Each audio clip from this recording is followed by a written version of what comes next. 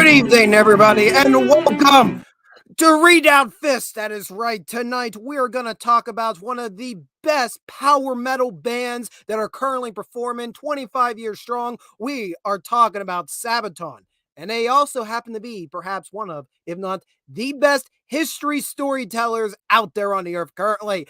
How's everybody doing today? You're over there, right, chat? No. Oh, no, you're over here. Well, I'm gonna be completely honest. I can't see crap in these. I have no idea what's in front of me. Maybe this whole Razor Fist cosplay wasn't a good idea. Maybe I should take those off and so I can see who's in tonight. Hey, look, I'm on the screen. That's good. I hit one button, right? How is everybody doing tonight? Let me know in the chat. We got A.S. Burnett in here. Welcome. And we got Tim Allen, who is wanting to know if my list is going to be mead worthy. If not, he is going to drown me in skunky beer. Well, I mean, I'm already drinking some banquet. I don't know if that's going to be any more punishing. At least he didn't threaten to give me some White Claw. That would have been the worst thing possible. Though those sadly are not the actual Sabaton shades. I wish. I actually bought these as a gag a number of years ago for one of the early installments of the Heterochromedia podcast, one of my side projects I do with a couple of my friends where we match make the oddest double features and get very tipsy on the side. We decided to talk about Pink Floyd's The Wall, and I decided to do a cosplay, which cosplay means literally what I'm wearing tonight. And I'm like, oh, I need shades, but they need to be circular shades because Bob Geldof's character wears circular shades. So I bought these. I don't wear sunglasses. Never intend to wear sunglasses. I've debated occasionally, but that would require me getting contacts or spending a lot of money to get specially made prescription sunglasses. So the sunglasses are a gag. So as much as I'd love to have the Sabaton ones that have Joachim's like to get the replicas of Joachim's sunglasses, I don't know if it's ever going to happen.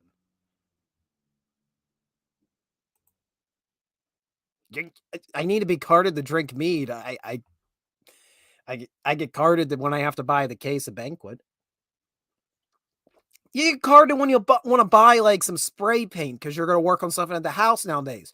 They got the razors, like the shaving razors. They got them locked behind glass, like almost half of some of these stores. You got to get carded just to buy it. It's pathetic. Well, tonight we are going to be ranking all 10 of Sabaton's albums. Now, for those that do not know who Sabaton is, let me tell you a little bit about Sabaton.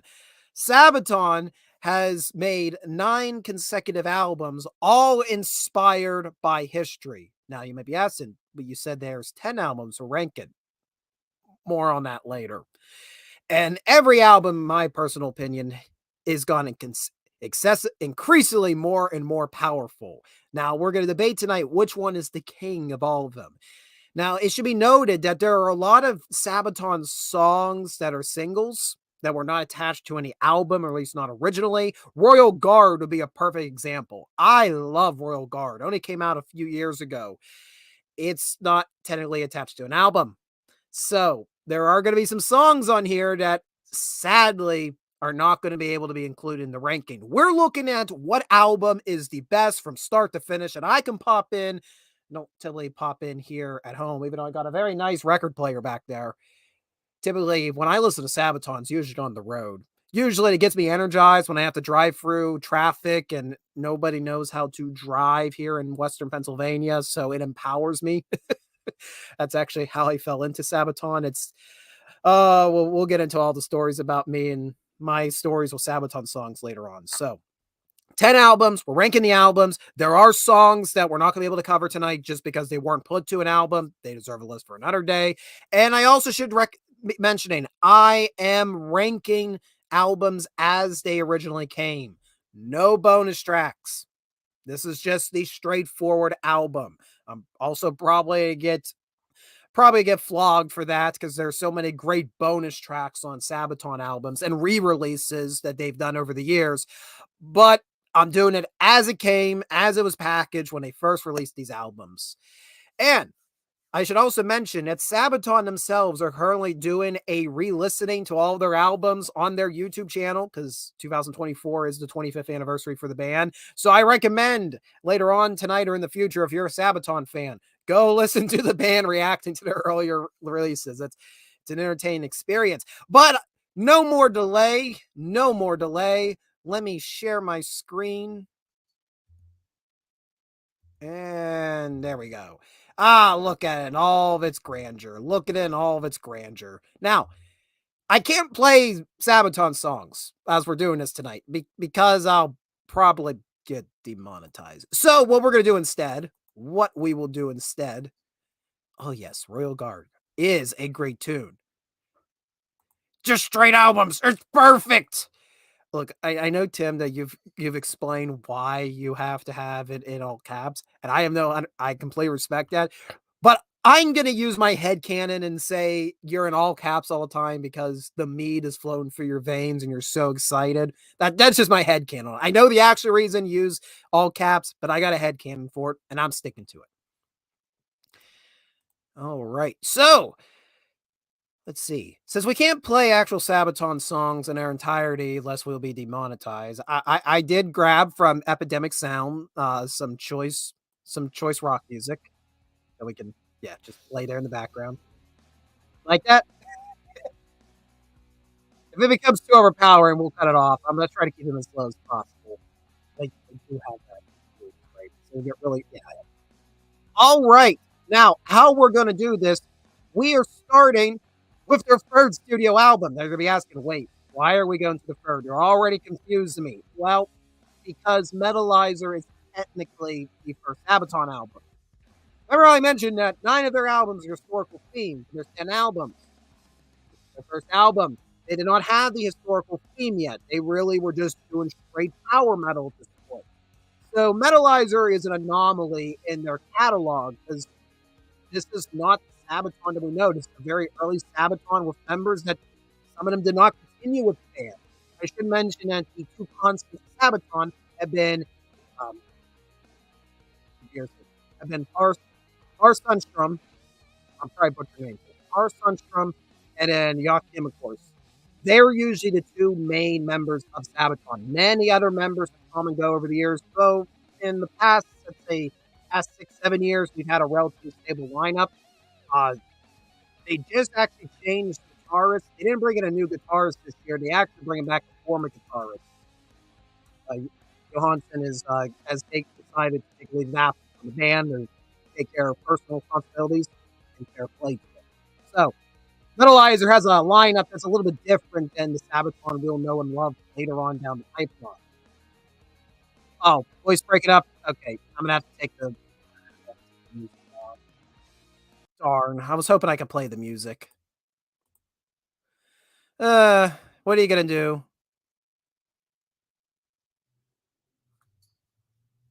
I'm fading in the voice. Well, I took off the music, so let's see if that works now.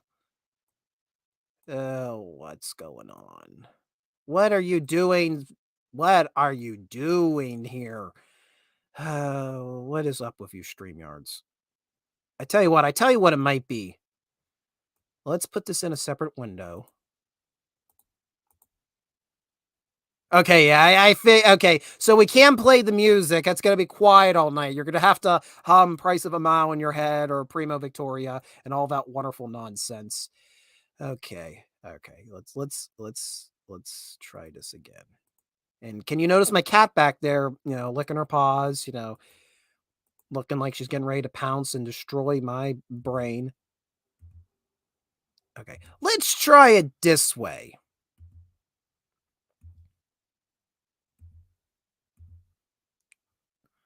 I was gonna try it that way, but I wanna. Huh. Now you're gonna watch me try to figure out life. Okay. Okay. Okay. I'm getting distracted. Metalizer, first album. Yes, this is their third album. It was technically the first one recorded. There were studio shenanigans that did not allow this to be released. So they did not get released until I believe it was 2007. Let me look at my notes. Yes, 2007. This was originally recorded back in 2002. And this got a number of good tracks.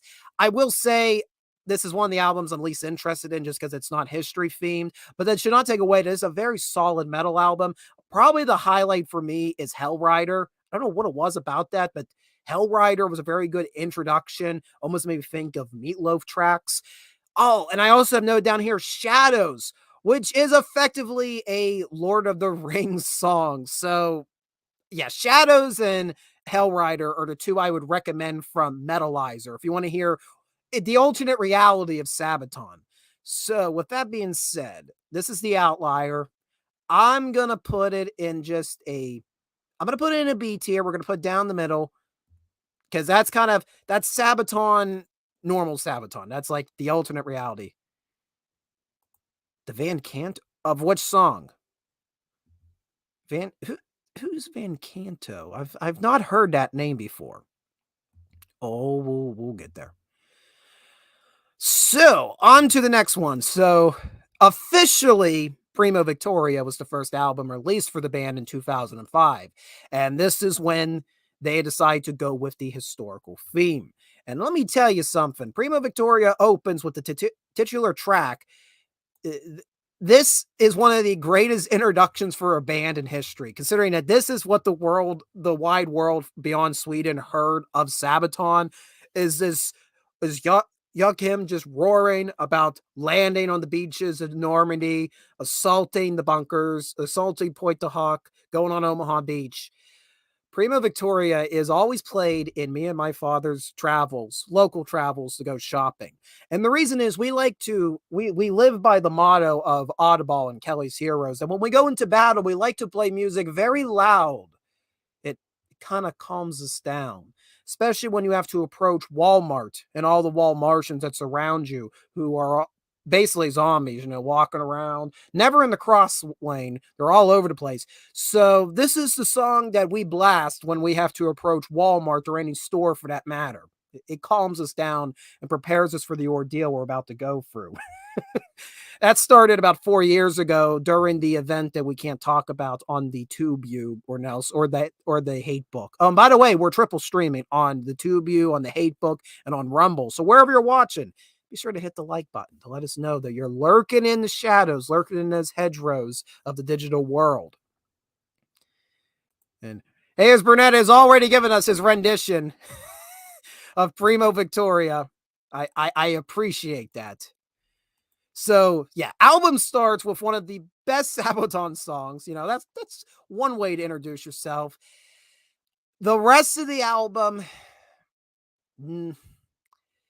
there's nothing I hate on this album, and I don't think there's a Sabaton song. There's one Sabaton song we'll talk about in the next album that I actually just don't like and I won't listen to. But there are a lot of lukewarm elements in Prima Victoria, considering what's to come. The only other major song of Prima Victoria that I can pop in and listen to off the top of my head would probably be Into the Fire, mostly because I noticed a lot of its riff is very similar to Rourke's Drift, which we'll talk about later on.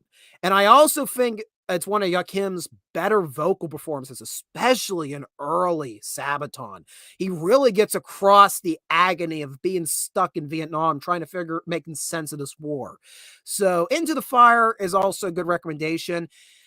Purple Heart.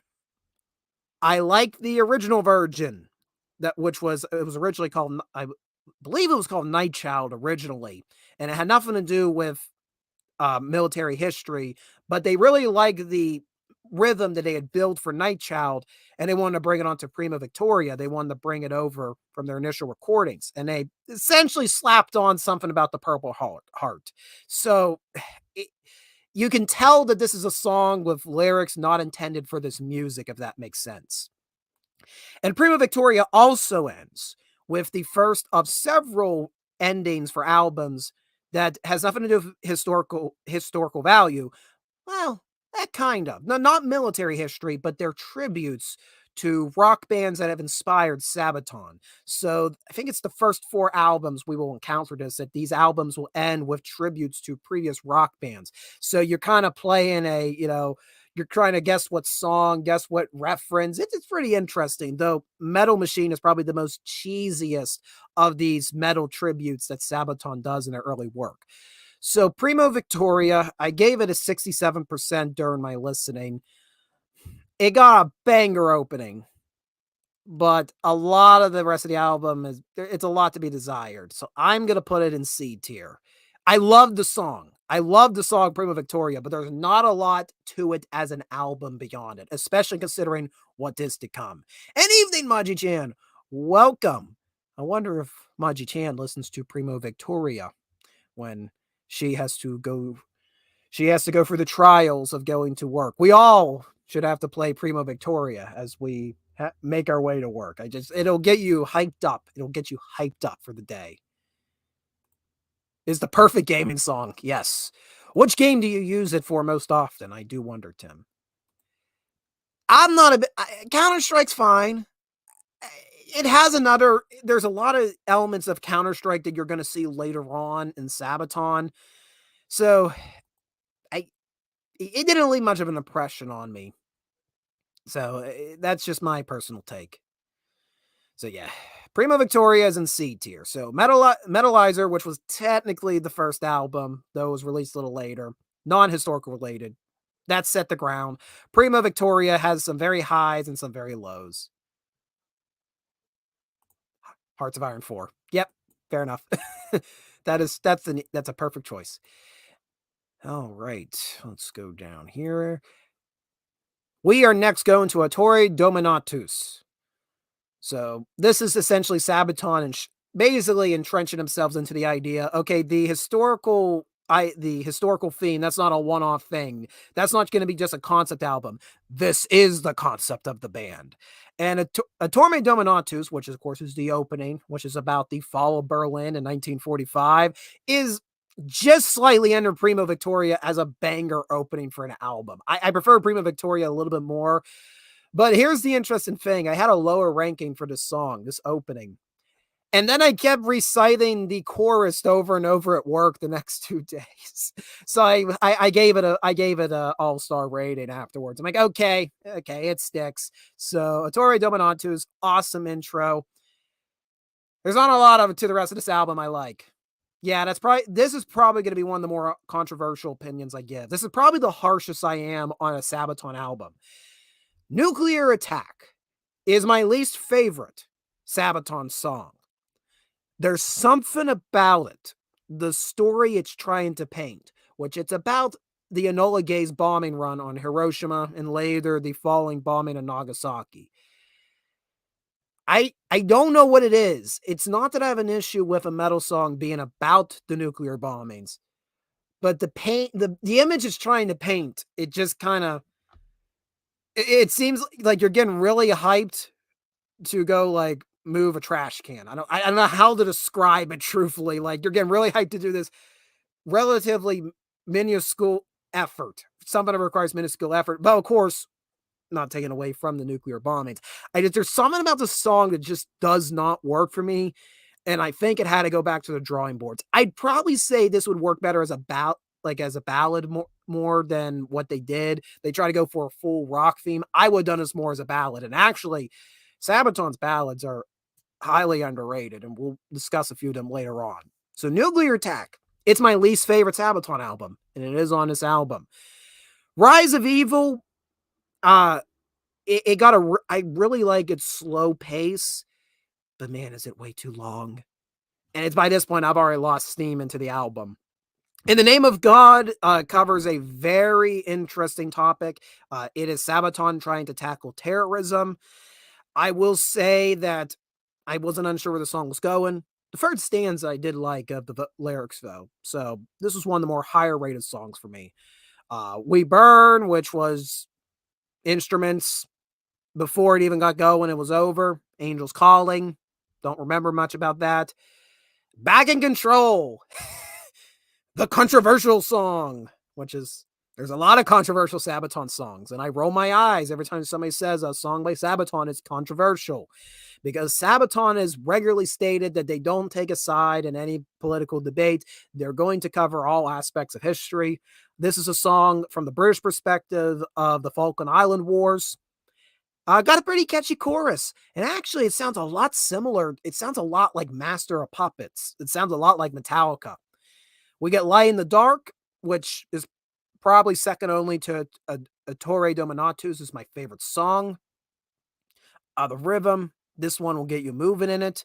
And it's interesting considering it's actually about the peacekeepers, not the subject matter I thought Sabaton can tackle, especially after I thought they failed tackling nuclear bombings. I'm like, peacekeepers? I can make that into a song. They did. And then, of course, we end with a metal tribute, so it has nothing to do with military history. But Metal Crew is a vast improvement over the tribute on the first album. So this is a vast improvement over Metal Machine. I really enjoy this. This is a much more solid. It's not as cheesy as Metal Machine. This is something that can be played, and you can tell, like, you can believe that it's its own standalone thing. Yeah, I really do I like Metal Crew. I find Metal Machine cheesy. So I like Metal Crew, but Metal Machine, I find that cheesy. I'm already getting flack. You need to put the beer down now. No. No. Yeah. Ettore Dominatus.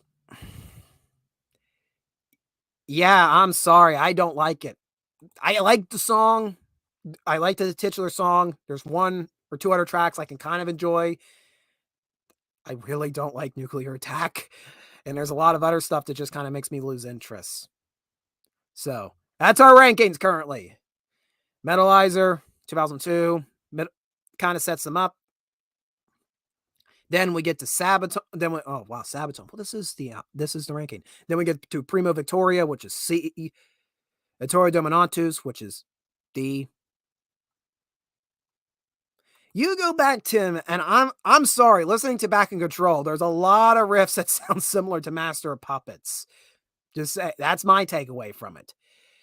Now, after Ettore Dominatus, they were finally able to release Metalizer, but we already talked about that. And then we're moving into Art of War.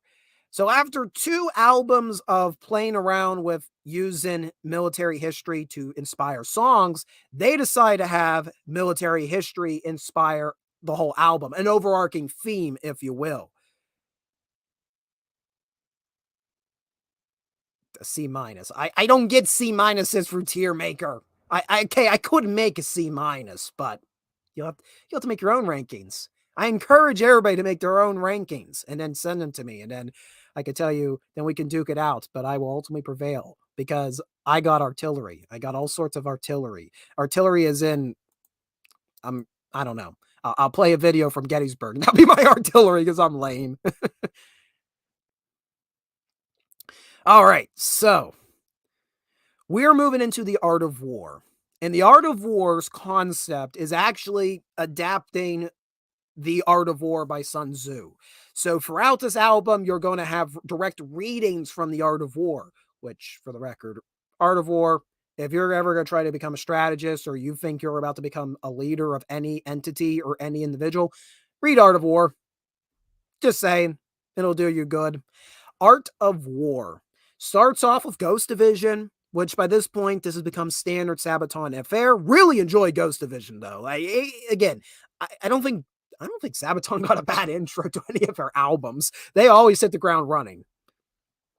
Then we get the titular Art of War song. I feel this can work for anybody. I think Art of War, you could probably play it on the radio. I was listening to it. I'm like, I'm into it for the history value, but I think this is the musical side of things. Anybody can enjoy the song The Art of War. Then we get 40 to 1, which was one of their first, I'd probably say their third big hit. First being Prima Victoria, then Ettore Dominatus. 40 to 1. Whenever Sabaton makes something about Poland during the Second World War, it is automatically going to be awesome. Just know that. So 40 to 1, obviously, gets my thumbs up. This was a big hit in Poland when it came out. Unbreakable. As a slow intro, I think it recycles a lot actually from the song Art of War. But thankfully, it starts picking up in the second half. When you read the description that Joachim and Parr have given about this song, they both really don't know what they were doing, to be quite honest. They're like, well, our idea was to be about guerrilla warfare, but we didn't have a particular depiction. The description now says it's about Soviet partisan action. I don't see that anywhere in the lyrics. I think it's just more generally about guerrilla warfare. Then we get to Cliffs of Gallipoli. This is when the fun part begins. We get keyboard introduction.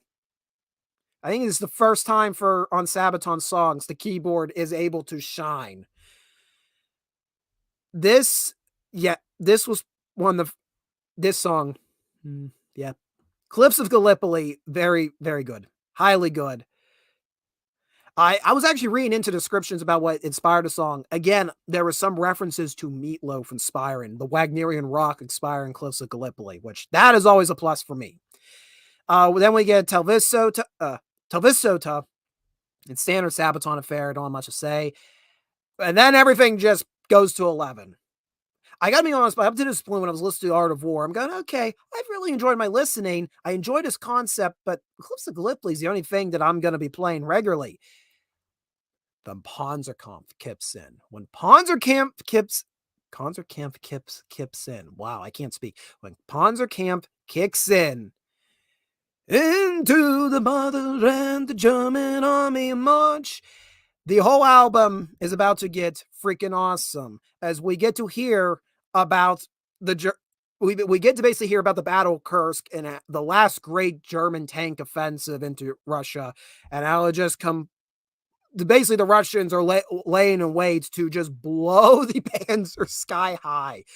So when I first saw the song, and when I started listening to Sabaton, you have to remember I was listening to the songs on an individual basis. Of course, when you see Panzerkampf, I figured, oh, this is going to be about the German Blitzkrieg and how it's going to be shown how frightful it is. No. This is about how the Russians are about to completely obliterate it and have learned to outsmart the Germans. So yeah, love Panzerkampf, one of my favorites, 5 out of 5. Then we get Union Slopes of St. Benedict. I can describe this best as a dangerous skip up Mont Cassino. That's how I'd best describe the song. Perfect. Love it. Then we get The Price of a Mile. Price of a Mile. After my album listening, may be my favorite single song from Sabaton.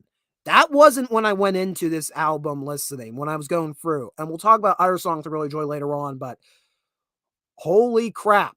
Not only does this have a catchy chorus, this also, I think, is a phenomenal tribute to what the men went through at the Battle of Passchendaele, or aka the Battle for Ypres.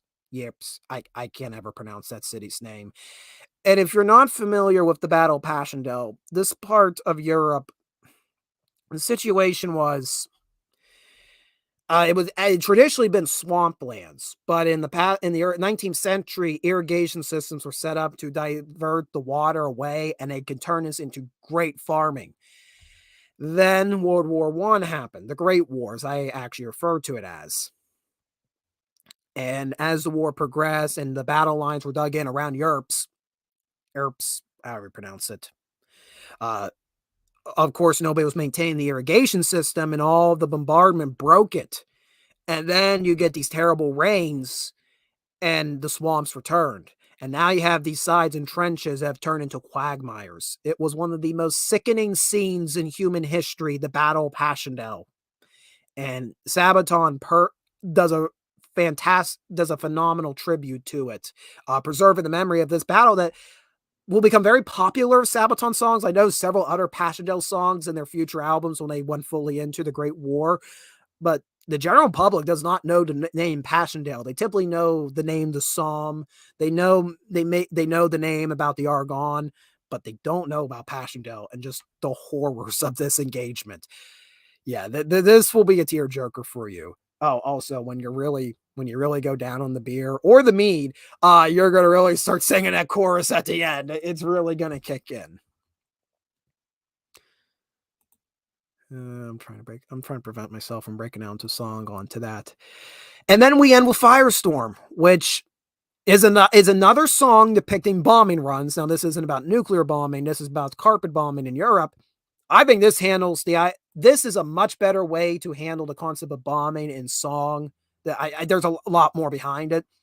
I wouldn't say it's my all-time favorite, but it's a very good way to end the album, The Art of War. So, Art of War, uh, first half, with the exception of Cliffs of the first, with the exception of Cliffs of Gallipoli, pretty good. Second half, banger, banger, banger. Price of a Mile. Honestly, I'm very biased to this because the price of the mile is on it. So, Art of War. Yeah, I'm putting that in A tier. Don't worry. You're probably saying, wait, I know a lot of people like Art of War. Wait, why ain't it S tier? Patience is a virtue. I agree. Tim Allen, perfectly agree with you. Price of a Mile is one of the saddest Sabaton songs, emotionally speaking. I just realized some of my favorite songs were where the good guys lose. 4-1, Resist, and Bite. Yeah, yeah. When we get to a certain album later on, that'll perfectly explain my taste in Sabaton. Yeah. I actually played Cliffs of Gallipoli the other night. I end up becoming like local. I end up becoming the DJ for my family whenever we gather. I sometimes try to push in some different songs that they're not usually into. Cliffs of Gallipoli got mixed reactions. Those that are open to metal really liked it. Those that are not metal fans are like, oh, we can't do metal. All right, next up, we are going to do the coat of arms. We are now going into 2010, and this up to this point, albums have been. I think they were almost on a yearly basis, but now you're going to start seeing a 2-year basis as the production really ramps up. Coat of Arms theme is all World War II, all World War II. So we start off with the titular track, which is actually covering the Greco-Italian front, which I forgot existed until I heard this album. Oh, I'm ashamed to admit that. But yes, in between 1940 and 1941, fascist Italy was in full war with Greece. People forget that there was this whole front. People also forget that Greece was early one of the early proxy wars for the Cold War. They had a civil war that occurred in the aftermath of the Second World War, way before the Korean War even. So Greco-Italian War definitely deserves more focus in historiography, especially considering Italy's idea of fascism is kind of partly what contributed to what we'll see happen further into Europe. So Coat of Arms, very good intro. Like I said, every Sabaton intro I think is solid.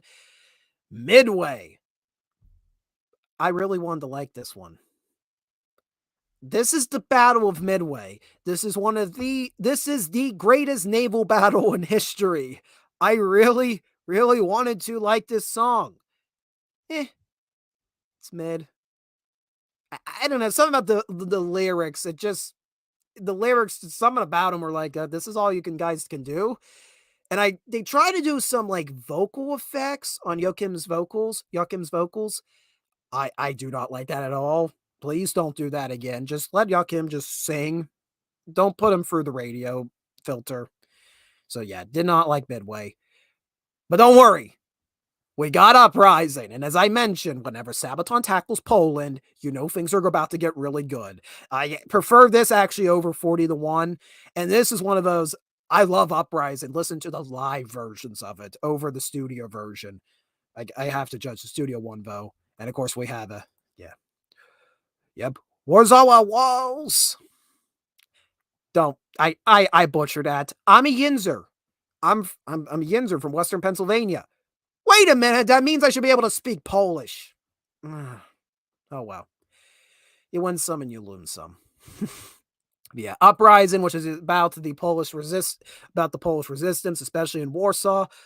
Love that song. God damn, I get angered anytime I think about the Warsaw Uprising. Then we get to Screaming Eagles. I know this is a classic among Sabaton fans, and I really enjoyed it. I'm probably only going to re-listen to this if I'm listening to all of Coats of Arms. It's standard Sabaton affair. And please understand, when I say something standard Sabaton affair, it means it's a good listen. But there's nothing more to speak about on Screaming Eagles. I know people love this one. I know this is a favorite at their concerts. But I'm like, okay, that's cool. Let's get to Final Solution. Wow. Somebody's going to clip that and I'm going to get completely canceled for it. Anyways,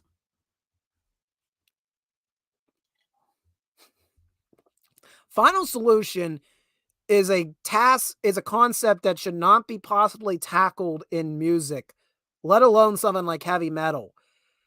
Sabaton handled it phenomenally. They know how to handle a sensitive subject matter right. I think what secures this for me is how stern Joachim gives the chorus. There is no real chanting in this. This is straight up telling the story of the Holocaust. And for that reason, it's a 5 out of 5 for me. Not one I would want to listen regularly to, but also I can't deny finely how finely crafted the song is. Aces in Exile, drum breakdowns, freaking phenomenal in that very end of it. Then we get to Saboteurs, which I was very excited to see a song about the deep water plants being sabotaged by those being sabotaged by Norwegian resistance forces. And if you're not familiar with this, you might be familiar with the term deep water now, thanks in large part to the movie Oppenheimer. I think the general public, starting to be re-recognized about these deep water programs that the Nazi Germany were trying to do to try to be able to make their own nuclear bomb. Uh, the Allied powers tried to bomb it from the air. They tried to bomb these dams, but they weren't really able to do much damage. So a small Norwegian resistance force went in and brought them down and destroyed these plants. And yeah, it's what they consider one of the not the most daring spec ops missions in military history. I gotta personally do more research on it. I don't know too much about it other than the basics that the Norwegians were the ones that did it. So yeah, Tim's getting angry at me because I didn't speak highly of Screaming Eagles, but it is a heartbreaking tune that tells history. Yeah, look, I've just angered everybody's just giving me negatives. They're just giving me the thumbs down right now. Uh uh Oh no, we're not done yet. I got a couple more songs. We got the Wehrmacht, which is one of the controversial songs of Sabaton. But for those that are all upset about it, you should actually read the lyrics. They're not celebrating Nazi Germany. It's actually questioning the effectiveness of the Wehrmacht. It's in the perspective of a soldier in the army, wondering, what the heck did I just sign myself up to? What am I agreeing to? What are we doing? We got White Death, which is about reportedly the deadliest sniper in history that fought during the Winter War between Finland and the Soviet Union. Standard Sabaton affair on this one. And then we end with another metal tribute, the metal tributes get better and better. Metal Ripper. Joachim's, I keep changing his name. Joachim's, it's the banquet. I'm sorry. I'm sorry, sir. It's the banquet. Joachim's tribute to Ozzy. He perfectly does the uh, the shouting for all aboard and the laughter. It's perfect, which just makes me maybe it's the one reason I love Metal Ripper. So yeah, ultimately I gave Coat of Arms a 76, so just slightly underneath Art of War. But here's the difference: where I feel Art of War had a banger second half, I feel Coat of Arms was much more even throughout. And also, just keep in mind my percentage, just me tallying up my 5-star ratings. They just give me a more rough idea what I thought of the album before I officially ranked them. I'm mead worthy. I am mead worthy. Hey, we got several more albums. That might change. I might have to I might have to give Midway a second try because I'm going to be riding for several hours tomorrow. So I'll give Humble Collector, if you're watching, we have to give Midway a second try. All right. So I have to rank Coat of Arms. So I am gonna put Coat of Arms. I'm gonna put. I'm changing it up. And the reason I'm doing this is they're both A tier, but like I mentioned, Coat of Arms I feel is a much more evenly paced album. I think everything. Most things are a banger on this, and when there are a few moments where I'm not personally into it, I don't deny it. I'm like, but I get it why everybody else likes it. Art of War, though, got that streak of songs. So yeah, both are A tier right now. Both are in A tier. Hold on one moment.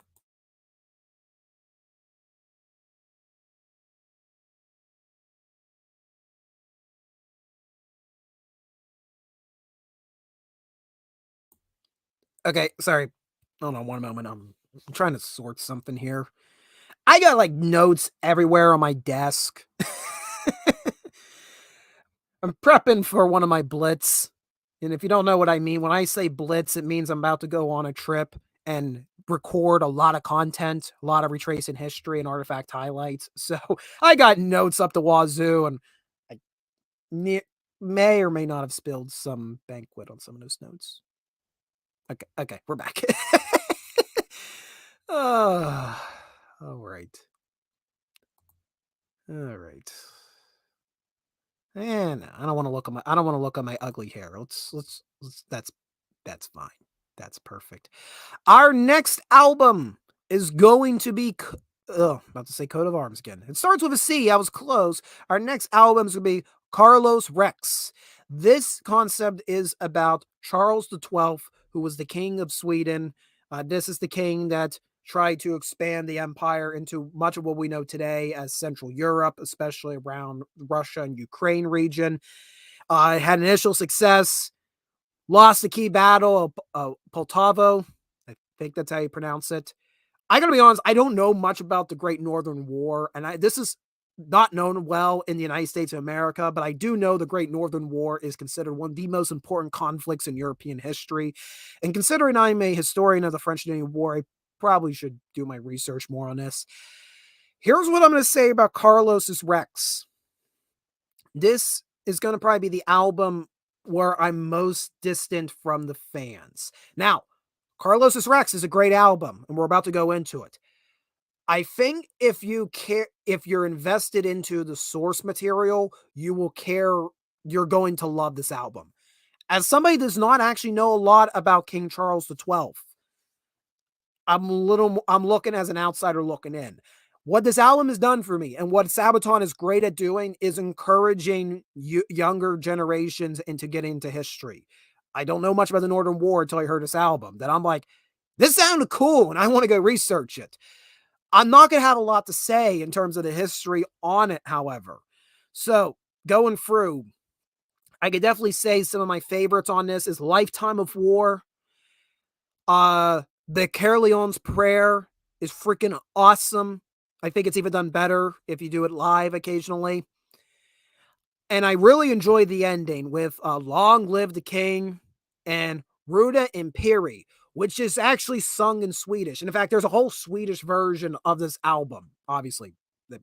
We're dealing with a Swedish power metal band. Of course, they're going to record the song about one of Sweden's most famous royals. Of course, they're going to record it in Swedish. And I sadly did not get the chance to listen to the Swedish version. I'm going to try to one day because I think I might have a change of heart on this album because I adored Runa Imperi. I endured a lot. Only non-English song I like. See, I actually can listen to a good deal of I can listen to songs in multiple languages with no problem. Now, trying to listen to a conversation is a different story, but for some reason, I can listen to like Japanese music. I can listen to that all day. I can listen to, I don't know why. I really don't. Granted, when I say I can listen to Japanese music all day, I mean I can listen to anime openings all day. I'm a weeb. Anyways. No, I knew what you meant, but I went down the rabbit hole. I'm going to climb myself out. So, yeah, Runa Imperi is really one of the darkest ways Sabaton's ever ended an album because it is about the fall of the Swedish Empire. Yeah, it's not necessarily a topic that I think Sabaton's very happy to talk about. I can imagine. So, Runa Imperi, really dark, very dark way to end the album. And I love it for that. So, I will say this about Carlos Rex. You need to listen to it as a complete album because it's telling the story of one person, which is the only time really I think Sabaton's done that. This is really telling, we obviously they have concept albums and there's a theme, but really now we're focusing on just one individual. Though there are a few songs I think that predate Charles the 12th. I think there are a few on here. Though my dates may be wrong. So, and since we are judging this as an album experience, I'm going to put this at a low A. And again, I'm going to explain why. The songs are not all my all-time favorites, but I do highly encourage people to listen to the album the whole way through. Am I making sense?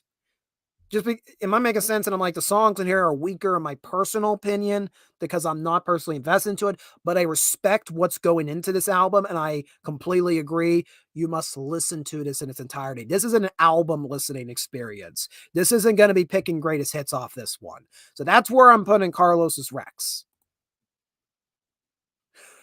Well, it's not even that, and not, they do tell stories, but I mean, like, just to have an individual be your focus. That's what I'm saying.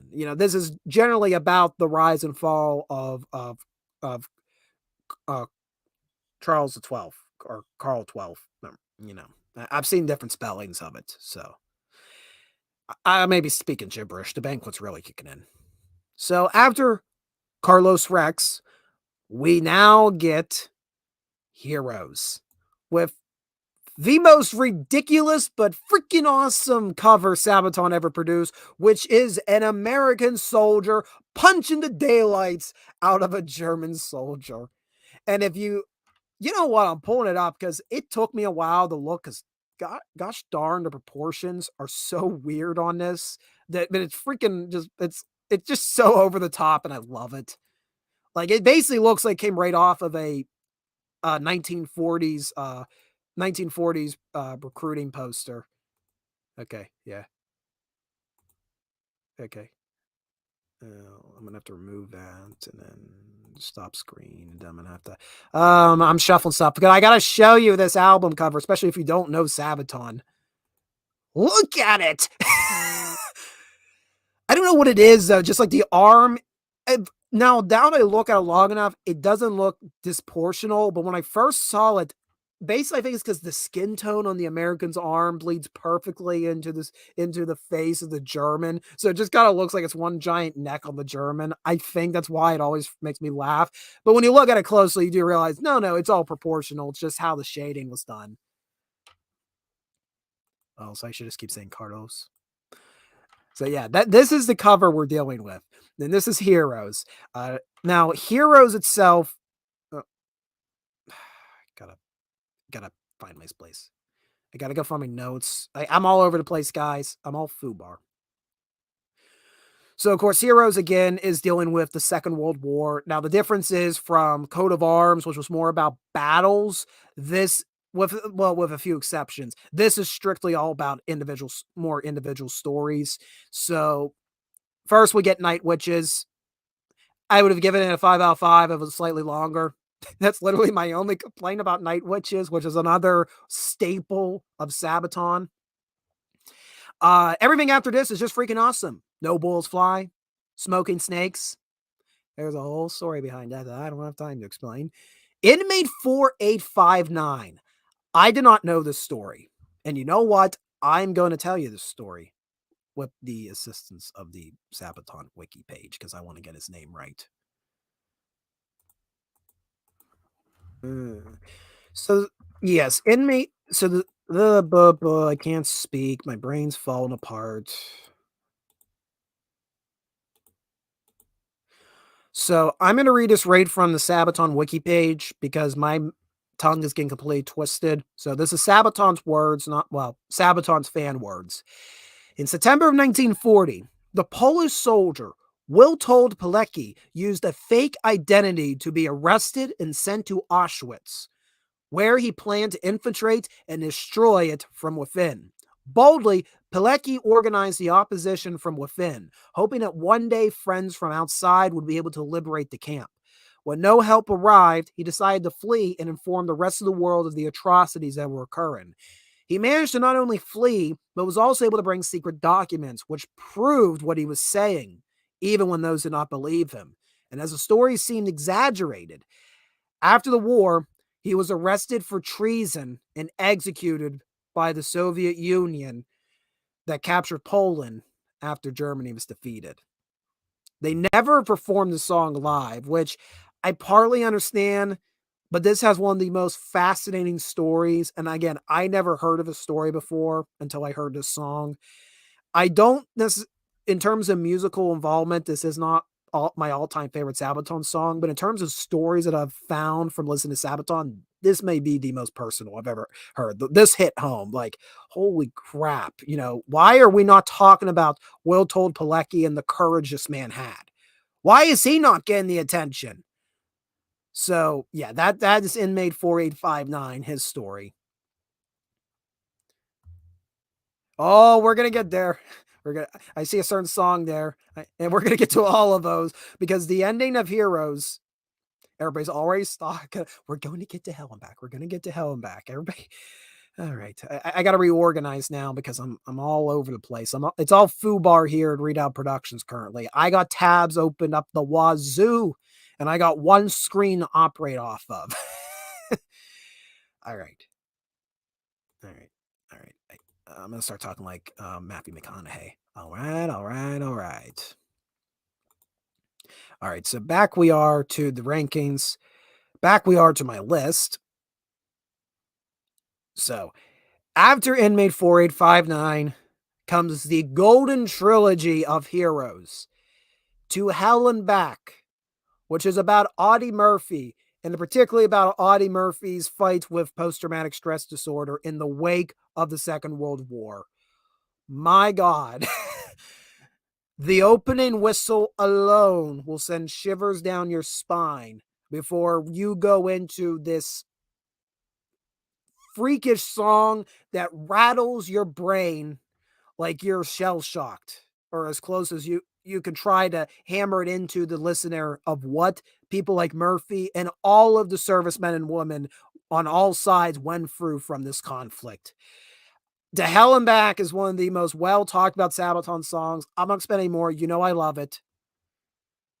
And incorporated the poem. Always got to include that. Dun, dun, dun, dun, dun, dun, dun. I'm just happy to go through, and I happen to saw an image, of course, when you pull up, when you pull the image up of Hell and Back, and you actually see the awards of Audie Murphy. God, what that man went through. I've actually gone to see several of Audie Murphy's items, his uniform, several of his equipment. They're actually at the Gettysburg Museum of History. If you ever get the chance, please go see the Gettysburg Museum of History. It's operated by Eric Dorr. It is one of the best private military history collections in the world. He got stuff, everything in there. A lot. The first room is all. Yeah, it's about to ban me. I know. Yeah, I went too far. But if you ever get a chance to go, it is an awesome. I was listening to myself. I had to double check, actually. I know you were joking, Bernard, but I had to check. I had to check because you don't know what the two of you, especially what we're talking about tonight. But if you ever get a chance to go see Eric Dorr's collection in Gettysburg. He got stuff from the American Civil War, a lot of Second World War stuff, which unfortunately, since I'm not that much of a Second World War historian, I maybe not get as much investment out of. I really enjoy his collection, but I know if you're somebody that's invested into World War II history, you will spend a weekend in that museum. I know because my friend, a humble collector, would love to spend a weekend in that museum. So, yeah, yeah. No, To Hell and Back. It's awesome. It's one of the best. It's one of the best metal songs ever written. Then we get the Ballad of Bull, which puts a piano on full display, a rarity for Sabaton. And whenever Sabaton does a ballad, I'm always for it. Do more. I love them. Ballad of Bull is awesome. 5 out of 5. Resist the Bite. And this is what I have literally written. This is Sabaton does Thunderstruck about a boar on the front lines of the Second World War. And it's as awesome as it sounds. 5 out of 5. We get Soldiers of Free Armies. We get Far From Fame. And then, of course, we end with Hearts of Iron, which is a melancholy but very optimistic song about General Wenk's efforts in moving the 12th Wehrmacht Army to American lines in the final days of the Third Reich. The story of General Wenk is very fascinating. There's a lot of debate over what his motivation was for why he decided to abandon his positions and basically fight this action through Soviet forces to to the get to the Elbe River. If you ever definitely get into it. If you haven't had the chance, I actually do have a video on Redoubt Productions about the Battle of Berlin. It's a construction paper battlefield, and I covered Wenk's movements very heavily. It's one of the it's one of these stories of the Second World War that's always greatly intrigued me. So I really enjoyed this song. I really enjoyed this outro. Heroes. Yeah, S tier. I love Heroes. There's so much in there there's so much good. So much good. Every song is solid. Even though I don't have all of them as S tier songs, in my opinion, they're all worth listening to. Again, like I said, Night Witches, I'd love a bit more, like everybody else, but it has to be a little bit longer. It's my only doxing on it. Well, we have come to it. The Last Stand. No, this is not actually the last album. We actually, including Last Stand, we got 3 more albums to talk about. So we're going to be here for a little bit while, unless my cats are going to destroy something out there. They've been known to do that. All right. Yeah. All right. So here we go. The Last Stand. This is the album I got introduced to Sabaton with. So it took a while for me to get into Sabaton. The first song I ever heard from Sabaton was The Lost Battalion. So I actually heard this before Primo Victoria. When I first heard that song, because I can enjoy metal music, but I'm gonna be honest, after about 15 minutes, I can get pretty tired of metal. So there's not a lot of bands I can name, like, oh, I love the band. I'm like, oh, I'll listen to it. And I'm like, okay, what else can I listen to? So when I first put on The Last Stand, I was like, what am I getting myself into here? Now, The Lost Battalion's not the first song, so I kind of skipped down because, oh, this looks like a cool graphic. And then, far from the land as they made their stand. There's just, and then, it goes on from there. And of course, the story of The Lost Battalion is one of the most famous stories in American military history. It is about a group of soldiers who, I believe, was it the Rainbow Division they were a part of? I forget the actual numerical ranking. This group of soldiers they got miscommunicated. They had moved too far forward, and basically they were in this isolated pocket. So they're too far forward from the American lines to assist them. They're too far away to fall back and get out of their mess. So they basically are trying to hold out and try to make enough noise to get everybody's attention. Like, yo, we're trapped. Please move forward and relieve us. It was one of the most hellacious fights in American military history as this battalion held out in the Argonne Forest, or well, what was left of the Argonne Forest by that point. Movies have been made about, poems have been made about them, songs have been made about it. It's one of the is one of the most fascinating stories, and I am going to cover it one day. I just have to find the right resources to cover it here. And yeah, this is a song that got me into Sabaton. I love this song. There's a lot more to this album. So, you like a song about last stands? Let's make a whole freaking album about it. Yep, here's my money. Here, take it. Now, I was surprised to hear a lot of.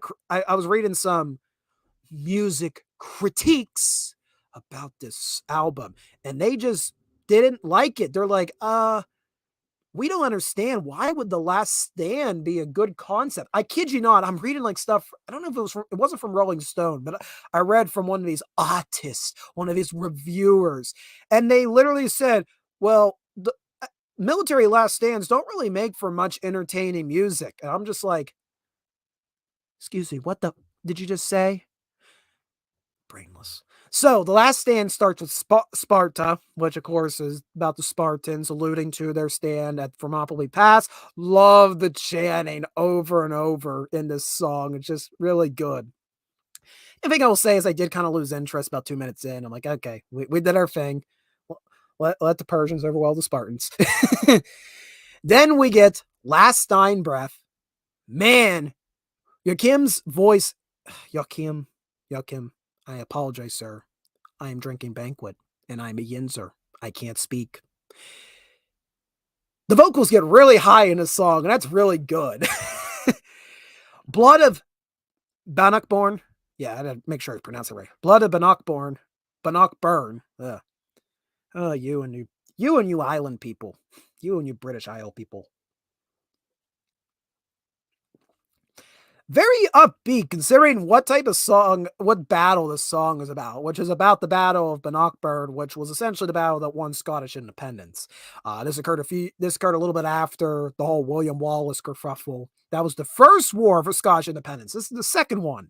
The second one's the one that matters because that's where you get Robert the Bruce and everything. Then we get Lost Battalion.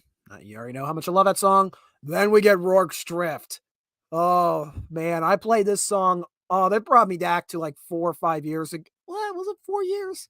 Yeah, it would have been 4 years when I was working on a two-part series for Construction Paper Battlefield about Isandlwana and Rorke's Drift, the opening battles of the Anglo-Zulu War. And yes, this is the battle that is the basis for the 1964 film Zulu, starring Michael Caine. If you have not seen Zulu, go see Zulu.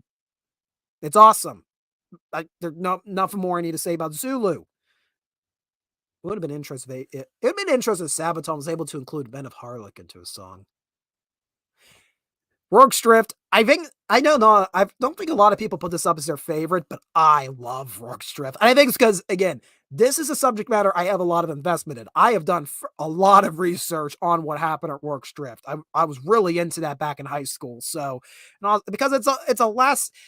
How the heck did these what they have, like 120 British soldiers hold out against 4,000 to 5,000 Zulu warriors?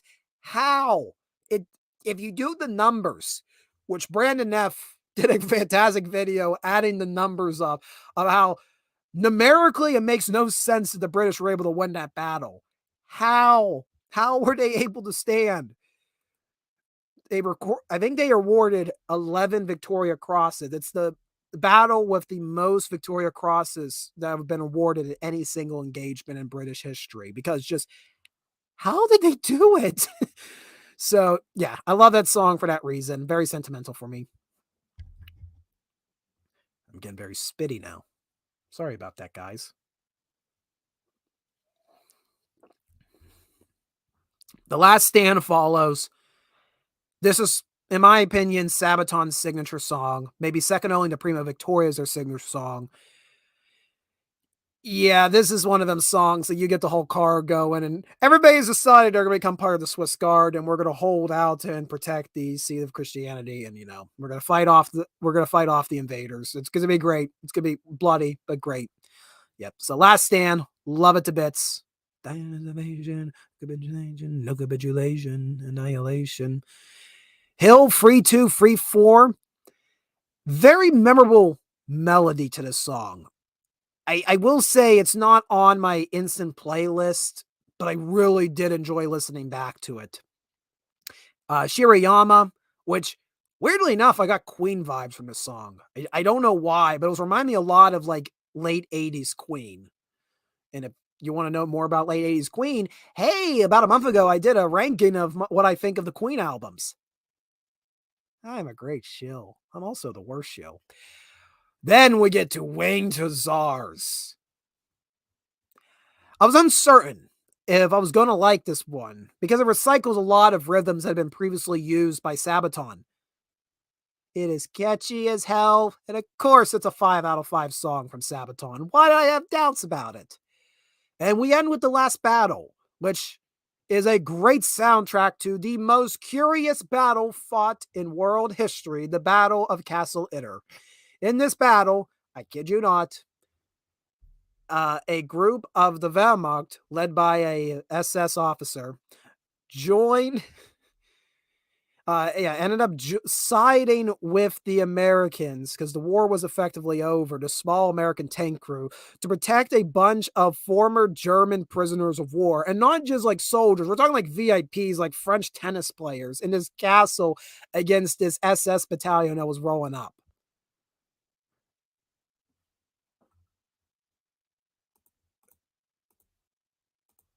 Got to watch the rest of this later. Need to watch Razor Biden. Tim, thank you for joining in. Take care and send Razor Fist my best regards.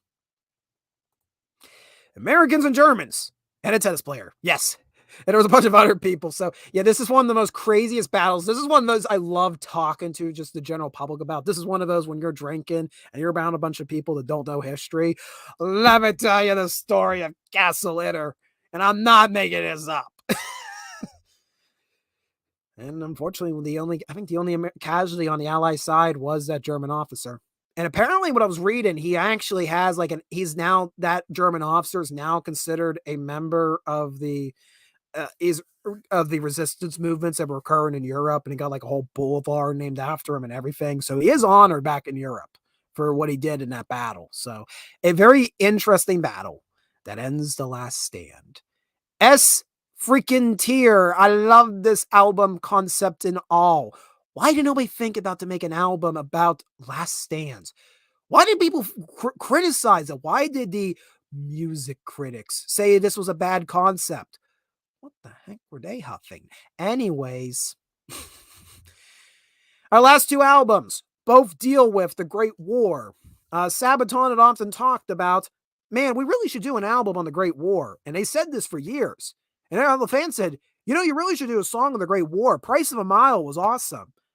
So it wasn't until 2019 that we got, I actually consider this a two-part series, to be quite honest. So I think these last two albums go hand in hand. And that is, we start with the Great War.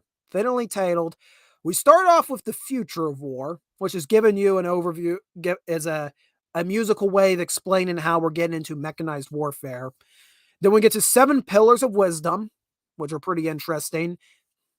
And then we get to the 82nd All the Way. Love this song. Love this song. I know. I'm gonna be honest. We're getting to the point now that I'm starting to get I'm starting to lose the energy. So I'm gonna get a little delirious now. Wait, on Heroes, there's a cover for Whom the Bell Tolls. I'm getting distracted. I am getting distracted.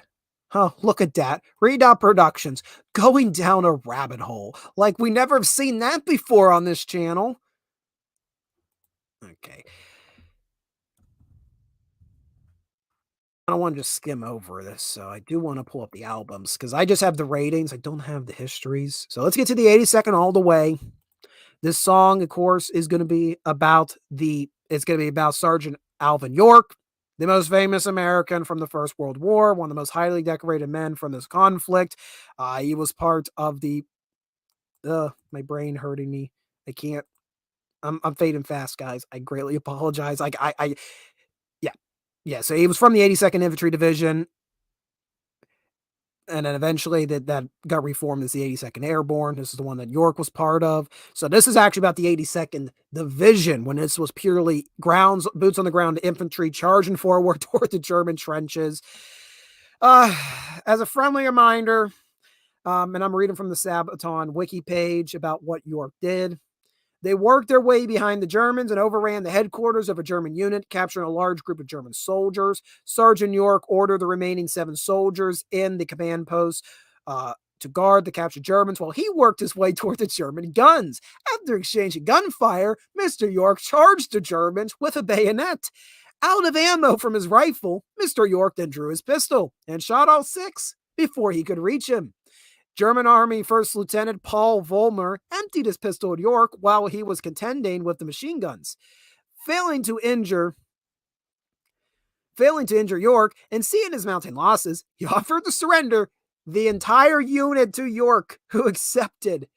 Sergeant York and his remaining men marched 132 German prisoners back to the American lines. Sergeant York, my God, what that man did. Hey, thank you for tuning in, Wranglers. Stop a like. Well, drop a like. Don't do what I was saying. The first time I heard of Alvin York was many years ago when my best friend did a speech about him for a school project. Yeah, York is one of the main characters of history, as I, humble collector, like to call it. But there's people in history that are, for whatever reason, ordained to make legends. That does not often mean that they're going to do something great. It means they're going to do something batshit insane, as I describe it. Like Dan Sickles, I consider a main character of history. And Lord Miles, who's a YouTuber right now living, who goes to these. He's one of them danger tourists. Then he recently became famous because he was held hostage by the Taliban for a number of months. He's a main character of history. But Sergeant York, of course, is a main character of history. The Unkillable Soldier is a main character. Absolutely. And there's a lot of it's just like, how did you do that? And I think the entire 24-foot B company are main characters of history. How did they hold Rorke's Drift? Please, somebody explain to me what they did there. I don't get it. I've been talking to Sergeant York for a while because up next we have Attack of the Dead Man. Freaking awesome. And just until the fact you think of the imagery of what dead men means and that they're talking about these fightings occurring during gas attacks and the gas masks on.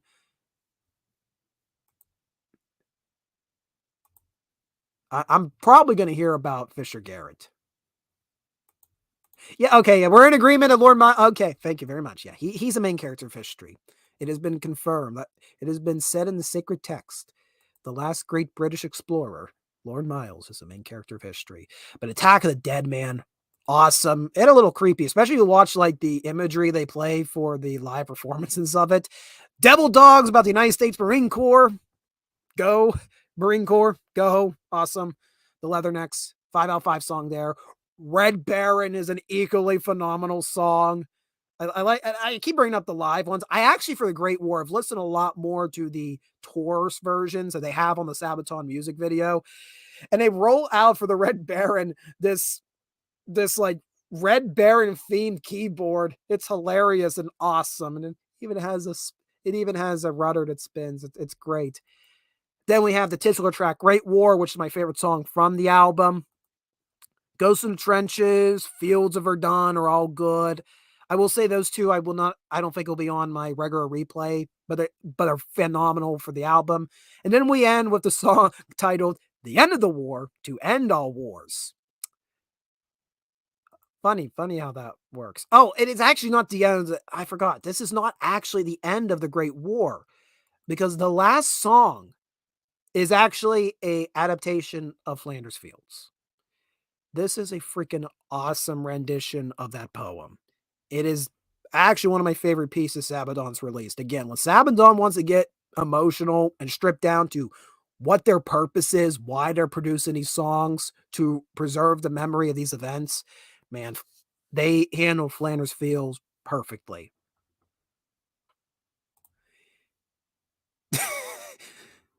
Live performances where all the performers put gas masks on and release gas into the crowded room.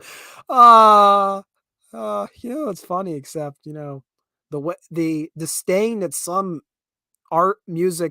some artists today have for their fans. It's kind of horrifying. That can be actually made into like a good short story. That's like a good critique of the disdain artists now have for their fan bases.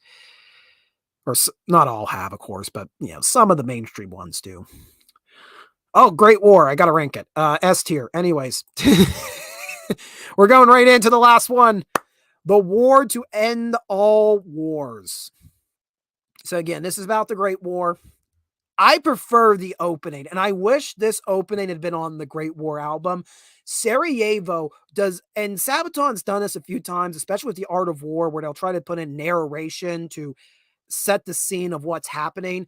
I didn't particularly like the Art of War's narration, though I do like it laid into The Price of a Mile. And that's just because it felt dry how it was recorded. It had nothing to do with the actual speech. It just sounded like the equipment was dry. Much better done here in Sarajevo and the rest of this album. And this is going over how the assassination of the Archduke and Duchess of Austria-Hungary is going to spread across the world. Love this song. Stormtroopers is a very strong follow-up. Dreadnought, for the first time in a while, this was a song where I kind of went, okay. I enjoyed it, but what is it with Sabaton and their naval songs, at least on albums? Yes, I know about the song Bismarck. Yes, that song's awesome. No, it's not on any of the original playlists, so I can't rate that song tonight. We get the Unkillable Soldier. Obviously, that's great. We get Soldier of Heaven, which for whatever reason I had a strange sensation and I was listening to Burning Hearts by Survivor. I don't know why. A tribute to the Harlem Hellfighters, aptly named Hellfighters, about their involvement in the Meuse Argonne offensive. Love, love this song. All the last songs, I will be honest, I'm not going to be putting on a greatest hits list, but I really enjoyed listening to Race of the Sea, Lady of the Dark, Valley of the Dead, like all great. And then the Christmas truce happens. Took them 20 years to make a Christmas song. Finally happened. It's one of the best songs Sabaton's ever produced. I played this to death over the holiday. And I almost put this into the music, the Christmas intros, but I didn't because I knew it was going to get copyright striked. So I'm like, and you need the whole music video to really let it sink in. And then the album ends with Versailles.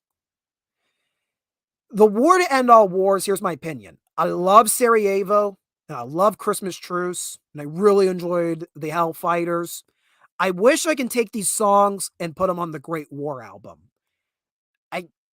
There's something about this album, how it's paced and like the narrative of this album, where a lot of it just kind of is going all over the place for me. I feel the Great War is a much better paced album where we're just getting all these vignettes about the Great War, where this one sets up like, I'm going to tell you the story. I'm going to tell you about the major players. We're beginning at the very beginning, and we also get the very end. But we also have Race to the Sea, which let me double check, but I'm pretty confident this song's about the trench warfare going to the English Channel, if I'm not mistaken. And if I'm wrong, well, then blame it on the the banquet. Yeah, the banquet. All right, I'm gonna go down here.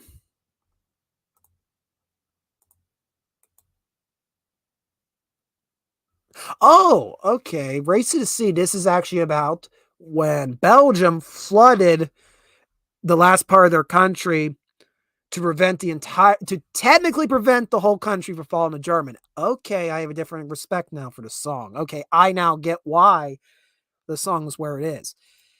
Still, though, yeah, it was Belgium. I will just say there's something about this album. I like the songs, but there's something disjointed about them. So, as an album itself, I do have to I'm going to actually put this at B tier, which is probably going to get a lot of flack. But here's what I'm going to say about this album. I listened to it right after the Great War. You have to listen. The Great War and the War to End All Wars is a duology of music. It's a duology that's a musical tribute to the Great War. You have to listen to both of them. But as individual albums listening, here's where my rankings are. Let's start with the worst here. Torme Dominatus. I do not like Nuclear Attack. I do not like that song, and there's a lot of other just weak stuff in this. But I do like the titular track. That's really all I like from it. Metal Crew is decent. C tier, Primo Victoria. How the world was first introduced to Sabaton, with an awesome intro and a few other surprising hits in it. But they had a lot to learn. Then we get to B tier, where we get the War to End All Wars, which is a follow-up to the success of the Great War, albeit at a much more uneven pace. But Sarajevo, freaking phenomenal intro. And again, the Christmas truce. There was silence. I remember the silence. We are all friends, and tonight we are brothers. Okay. I shouldn't really be singing that because we're not really in Christmas. Slightly better is Metalizer. Metalizer is actually their first album they ever produced, but through corporate shenanigans, it didn't get released. Because it did not get released, Sabaton took a different direction that made them the band they are today. So this is a vignette into what Sabaton may have been if they just stuck to straight power metal. A very solid power metal album, but am I going to be listening to it again? It'll take a while. Then we get to A tier. Carlos Rex, which was about King Charles XII of Sweden and the rise and fall of the Swedish Empire in the Great Northern War. This is a great concept piece. The best way to enjoy these songs is by listening to this album entirely. I feel individually the songs are just going to be they're going to be weak. You need the overlay and story. But a little bit better is The Art of War, which had come out before. It has it has a decent introduction and a phenomenal second half, topped off with Cliffs of Gallipoli and The Price of a Mile. The Price of a Mile, the song that would inspire Sabaton to create a certain other album that we're going to talk about in a few moments. So, very important album in their history. Then we move up to, we got Coat of Arms, which is, its concept is telling about all sorts of stories of the Second World War. Really enjoyable piece. This one flows much more evenly than The Art of War, in my opinion, in terms of musical prowess. Let me pull it up here. I would recommend on this song, The Final Solution. Yes, please listen to it. It's a very tough subject matter, but Sabaton handles it with very fine hands. And Uprising, about the Warsaw Uprising in Poland. And whenever Sabaton tackles Polish World War II, it's going to be awesome. Now we move to the S tiers. Heroes. Basically taking what they had learned from Coat of Arms and just going up to 11, because we got wonderful hits such as To Hell and Back, The Ballad of Bull, Resist the Bite, and Hearts of Iron. But I should also mention Night Witches. Everybody loves that one. I wish it was longer. Every song, though, should be listened to on this album. It is phenomenal. Then we move up a little bit higher to The Last Stand.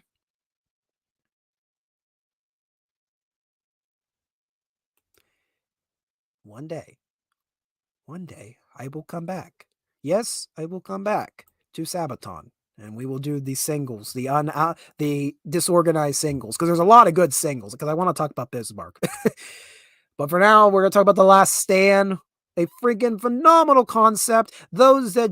People that say that making a rock album based off of military last stands is a bad idea, they are full of crap. They don't know what music is, and they don't know what history is. This is a phenomenal album that excels at this concept, banger after banger. But my favorites on this, of course, are going to be The Lost Battalion, The Last Battle, The Last Stand, The Last Everything, and I have a soft spot for Rorke's Drift. Then we move to what probably, in my opinion, is Sabaton's best album, period, top to bottom, The Great War. It took years for them to finally put together how they wanted to do The Great War in music as a whole album. It was worth the wait. It is freaking awesome. I would say nearly every song on this is a banger, but I have to give a shout out to the titular Great War, and I also have to give a shout out to songs such as, I have to bring my list back up to see the highlights, songs such as 82nd All the Way, The Attack of the Dead Men, Devil Dogs, all great, all great. So, that is my rankings. What do you guys think? If you're watching the replay, let me know in the comments if you agree with my ranking. If you disagree with my ranking, tell me why you disagree with my ranking, and then we'll bring out the bayonets and fight to the death in the comment section. That's how it works here on YouTube. It's Thunderdome down there. And if you want to make a better ranking than me, well, if you hold on one moment, I am gonna... The weird thing is on Tier Maker, you gotta use the up and down key. I can't use my darn mouse. It's annoying. I am dropping the link right now in the chat. If you want to make a better tier list than me, please go ahead. I encourage it. But that is going to kind of do it for tonight. This was I had fun tonight. This was great. I've been actually listening to albums in anticipation for this for the past 2 weeks. So this has been something I've been working behind the scenes, and I hope in the future I can tackle Sabaton again. I'm not a big metal fan, as I mentioned at the start of this live stream, but Sabaton just has a way of just weaving the history in, making it perfect to the music. They are doing the Lord's work, honestly, keeping people invested into history. They make it entertaining. This is how you teach history. This is how you make it exciting and interesting for future generations. And you know what's even better? Sabaton got a whole history channel on YouTube. Not their band album, a channel dedicated strictly to telling the histories behind these songs. They have been very heavily involved in historical preservation work across Europe, across the world, going to different museums. Recently, they did a promotion where they put this animated movie together to the tune of several of their songs, and then they were screening it at museums to get the public to see museums. I will say I'm not a fan of the animation, which is why I did not actually go see the movie, but I do appreciate the effort on it. So, yeah, Sabaton is always going to have a soft spot in my heart. They're doing phenomenal job in historical preservation, which is why I just spent the last hour and a half ranking metal albums on a history channel. Well, thank you all for watching. We are going to hit the music. We will see you next week for another installment of Retracing History. Let me find my right button. Where's this button? Here it is.